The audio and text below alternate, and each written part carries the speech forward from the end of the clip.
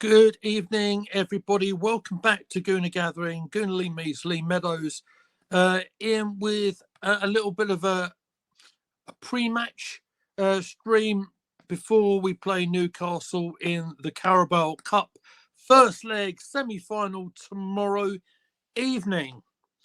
First bit of news that we need to talk about, of course, is Ethan Nwari, who has picked up what has been described as an unspecified muscle injury that will rule out the 17-year-old attacking player for weeks.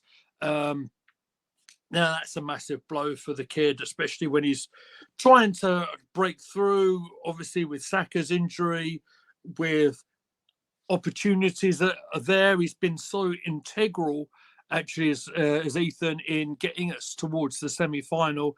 He'll be devastated. He'll be missing the semi-final tomorrow, with no sort of time frame on how long he's going to be out for. It's not even specified the exact nature.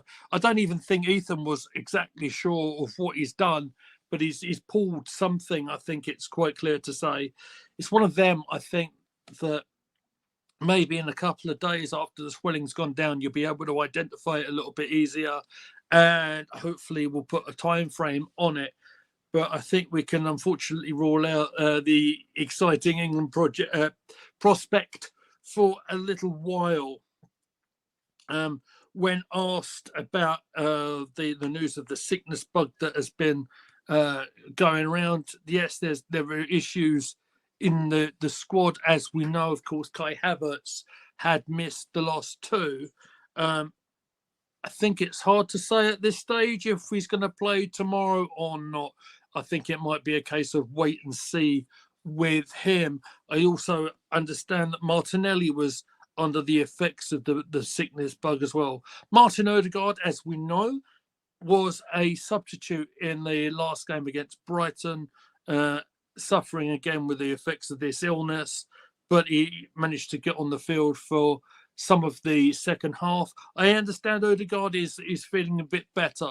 So I would imagine he'd have a vital role to play. I would imagine if he's fit to play, you'd start him in an attacking midfield position because, as I kind of jokingly spoke about on the live yesterday, we had quite a defensive sort of base midfield, didn't we? Let's be honest. I think Arteta's arms were certainly tied behind his back in terms of a selection on what he could pick over the last game. Perhaps more positive news is on Raheem Sterling. Yeah, I'm going to get ridiculed from Posh Bertie on this, but honestly, my channel, I don't care. Raheem Sterling, I think, is doing more work on the field. Now, this might actually be Raheem's time. I know. I'm surprised too. But one opportunity is taken away from you, it's an opportunity for somebody else to come in. And I've said before, and we did it on the live with Dom when we played Crystal Palace when I lost these things, right? That Raheem Sterling, I thought, had an excellent game against Crystal Palace in the last round. It might be, I'm kind of hoping if he's available, let's get him in the squad. We're going to need attacking players. Otherwise, we're going to be relying very much on young players. And okay, we've got 3 home games coming up, 2 in the Cup, 1 in the League Cup, of course, as I'm talking about. We have Manchester United in the FA Cup coming up on Sunday. And then we have Tottenham in, I think it's a midweek game. If I'm not mistaken, it's a Wednesday against our North London rivals Spurs. So I'm if Raheem's available, I actually think that's going to be a massive boost to the playing staff. Then you have an opportunity to sort of take one out and put one in, kind of thing.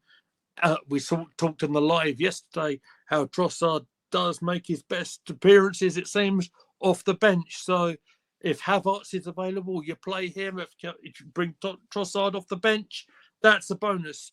I would personally, if he's fit to play, I would play Raheem Sterling, and I'll look forward to the ramifications of what I just said in the comments down below. If you've got this far, like it and subscribe to Gonna Gathering and tell your friends about our channel. Arteta was asked about Kieran Tierney. Now, there are still lots of links around about him going to Celtic. He was still, he did play, of course, against Crystal Palace in the quarter-final. He was amongst our squad in the last couple of games prior to that.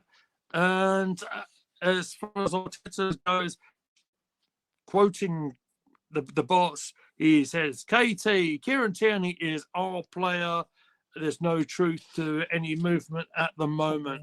We'll see if that is the case or not. That is just about all I have to say for this evening. I am confirming that I am going to be in position tomorrow evening for the live chat along. I would probably go on live about 10 to 8 tomorrow evening, and I will talk my way through tomorrow's semi-final. I don't know if any of the other gang are going to be with me. That is going to be we'll see on the day, but I will be in position.